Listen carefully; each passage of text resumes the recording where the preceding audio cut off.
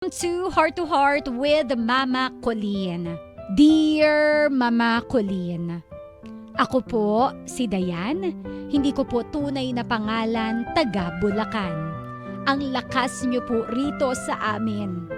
By the way, ngayon lang ako nagkalakas ng loob na magpadamay sa problema ko dahil nahihiya po ako sa totoo lang. Pero kailangan ko na rin kasi talagang mailabas itong bigat ng nararamdaman ko. Ilang beses ko na kasing nahuhuli na may babae ang mister ko. Iba't iba na halos hindi na po ata mabilang ng aking kamay. O, dalawa lang naman yung kamay mo daliri sa kamay. Okay. Kakalaruhin natin, ha? Baka mamaya mga walo yung kamay mo, eh. Ito na. Pero, Mama Colleen, nahuhuli ko man siya, hindi ako bumibitaw. Dahil sa ayoko ng broken family. Naku, yan na naman tayo!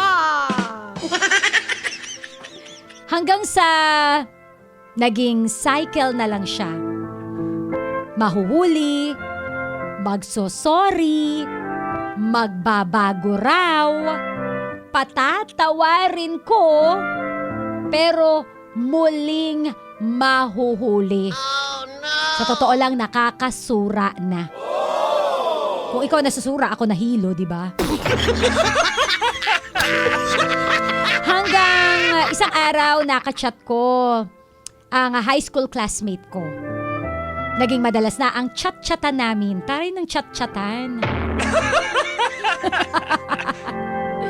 Hanggang sa unti na pala akong nahuhulog sa kanya. Sabi ko pa, bakit ko pa pipigilan ang nararamdaman ko? Kung yung mister ko nga, nagawa akong lokohin, hindi lang isang beses. Oh, no! Hanggang sa nakita na nga kami at hanggang sa may nangyari na sa aming dalawa. Hello, uy! Hello, uy! Yan ang sinasabi ko sa inyo, eh. Hindi kayo nagtitimpe, ha?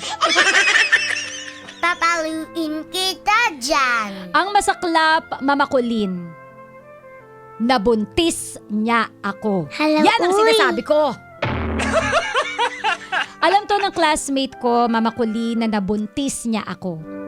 Pero nagmakaawa akong manahimik na lang siya at wag na nawa lumabas ang sikretong ito naming dalawa. Oh, no! Gusto niya akong panagutan, sa totoo lang. Pero nakiusap ako na wag na. Dahil ayoko nga pong masira ang aking pamilya. Naisilang ko naman ang anak kong walang kamalay-malay ang mister kong hindi sa kanya ang bata. Oh, no! Nakokonsensya ako? Oo naman.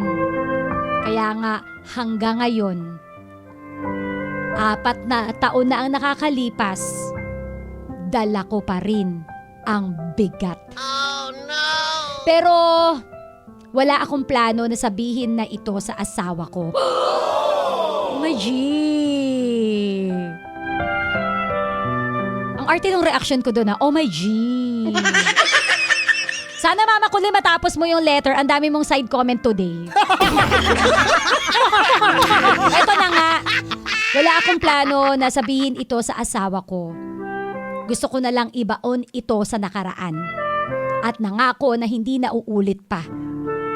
Nakakainis lang kasi na ako naman ang paulit-ulit na niloko. Paulit-ulit pa nga na nagpatawad. Pero bakit ako pa rin ang kinarma? Oh, no! Siguro naman deserve kong itago na lang ang sikretong ito sa kanya, di ba? Sa ngayon, Mama Colleen, firm ang desisyon ko na itago ito habang buhay. Ano sa tingin mo, Mama Colleen? Tama ba tong gawa ko at nabulol na? Take 2 tayo, Derek! Ganyan talaga pag live. Hayaan mo na ka-winner. Ano sa tingin mo, Mama Colleen? Tama ba tong ginagawa ko? Dayan Pumuli. At ito ang aking kwento dito sa Heart to Hearts with Mama Colleen. Heart to Heart with Mama Colleen. Heart to Heart with Mama Colleen. Heart to heart sa umaga. Kuhang-kuha mo yung gigil ni ate girl ngayon na nakikinig habang namamalansya. Pati yung nananahi dyan, ayan o. Oo, muntik ng yung daliri niya, matahe. Diyos ko day. Firm na pala ang decision mo eh. In short, final na pala eh. Bakit tinatanong mo pa ako?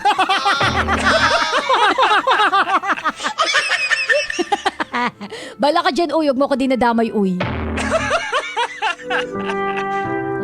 Pero alam mo, no, na-realize ko, mas magaling pala si mister mo sa'yo. Sa dami ng babae niya, hindi man lang siya nakabuntis. Although, hindi rin tayo sure kung hindi nga ba siya nakabuntis. Baka hindi lang niya pinanagutan. Hello, uy. Wow! Judger ka, Mama Colleen, sa part na yon. Ano ka, nag-assume ka sa part na yon. But anyway, eto na ha. Seryoso na lagi, be. Magtarong na si Mama Colleen. Kay dili man ka mag-message kung hindi naman talaga mabigat sa'yo to. Although may final countdown ka na. Countdown? May final decision ka na. Diba? Sige, makikimema na ako bilang binigyan mo ko ng permiso na makimema sa kwento mo. The moment na pinadala mo to sa akin, handa ka ng ma-real talk ng mama mo, ha? Real talk. Real talk. Heart to Heart. Eto na. With Mama Colleen. Fasten your Heart seatbelt. with Mama Colleen. Lilipad na po sa paliparan. Fasten your seatbelt. O, diretso to the point. Nasa sayo yan. Kung hanggang kailan mo kayang itago kay mister yung nangyari na buntisan with your high school classmates. Diba? Nasa sayo yan kung kakayanin mo ba? Kasi hindi ko pwedeng sabihin na, huy, umaming ka na. Diba? Baka di mo kayanin kasi di ko naman alam yung ano mo eh, yung tolerance mo sa mga bagay-bagay eh. If you are the type of person na feeling mo talaga hanggang mamatay, eh hindi mo sasabihin ang sekretong yan, edi go. Diba? Nasa sayo yan. Pero etong sinasabi ko sa'yo, mabigat yan sa loob. Habang buhay mo yang dadalhin. Totoo yun. Diba? Nagigets ko yung part na parang, bakit naman ganun? Ikaw na nga yung nagmahal, ikaw na yung paulit-ulit na nagpatawad. Ngayong isang beses ka lang nagkamali, ikaw pa yung nakarma. Ito yung realizations nating lahat talaga na unfair din talaga. Life is unfair. Totoo talaga yung sinasabi nila na kapag ka sa lalaki kasi walang mawawala eh. 'Di ba? May mabubuo pa nga, may madadagdag pa nga eh. Nasa kanila na lang kung pananagutan nila eh, 'di ba? Pero tayo mga babae, lots talaga tayo eh. Kasi una sa lahat, hindi natin alam. 'Di ba kung isushutok ba yung fireworks sa loob ng kuweba? Tapos may mabubuo, 'di ba? Kasi sila ang may alam niyan eh, sila ang may control niyan eh.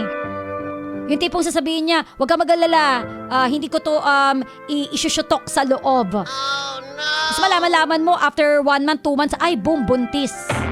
Diba? So totoo lang, natalo talaga tayo. Kaya be bright, be smart kaayo.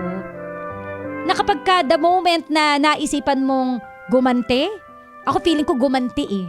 Diba? Kapag ka naisipan mong gumante kay mister, ready, get, set, go ka na ba talaga? Naharapin kung ano man yung mga consequences? Diba? Kaya mo ba talagang takasan yung mga kapalit nito? Katulad niyang nararamdaman mo na parang gumigising ka every morning na alam mo na may kasalanan kang malaki sa asawa mo. Pagganti, tama ba talaga na gumante? Makukuha mo ba talaga ang justice sa pagganti? Ganyan ba talaga? Although hindi ko kinakampihan ng mister mo, nababad trip ako sa mister mo. Ang sarap niyang ibitin pati warik. Diba? Kasi kung tutuusin, ilang beses mong pinatawad. Diba? Ilang beses mong pinagbigyan.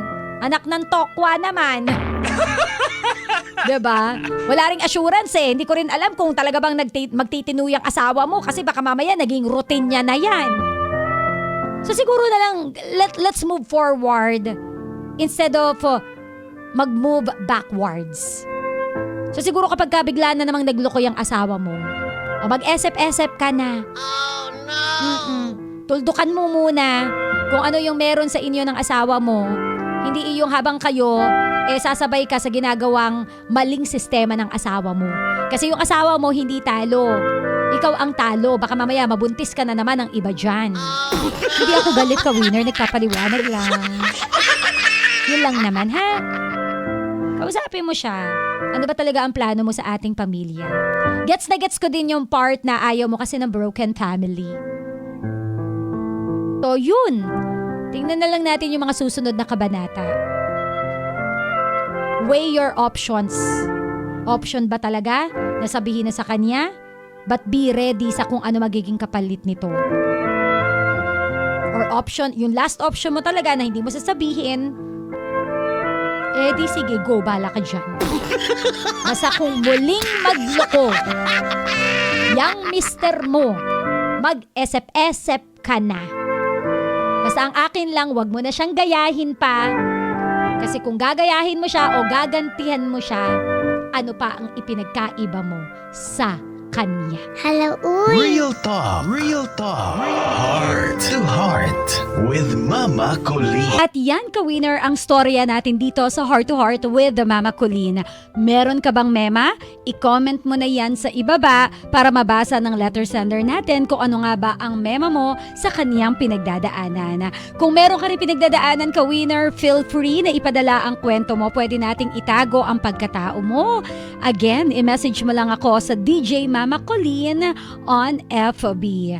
At syempre, huwag kalilimutan na mag-like, subscribe dito po sa aming YouTube channel for more storya sa programang Heart to Heart with Mama Colleen. Ikaw ay dadamayan hanggang ikaw ay labasan ng ngiti sa iyong mga labi. Istorya mo ang bida sa Heart to Heart with Mama Colleen. I-follow na kami sa aming mga social media accounts. Until next story dito sa Heart to Heart with Mama Colleen. Heart, heart!